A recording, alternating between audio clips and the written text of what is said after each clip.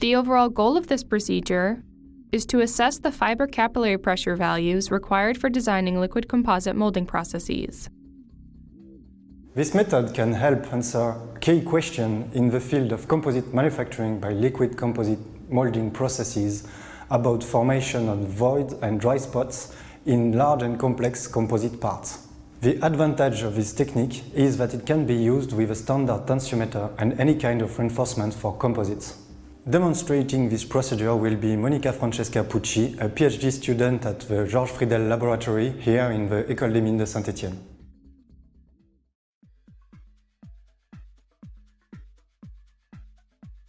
To begin sample preparation, cut a fabric strip perpendicular to the grain that is 20 mm wide and has a fiber volume of 40%.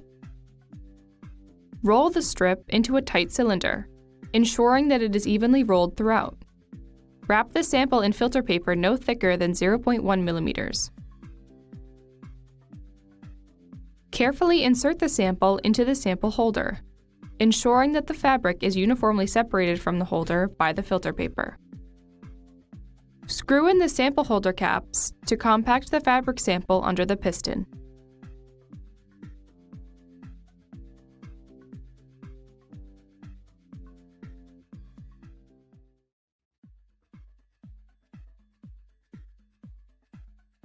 After preparing a fabric sample, clamp the sample holder to the tensiometer.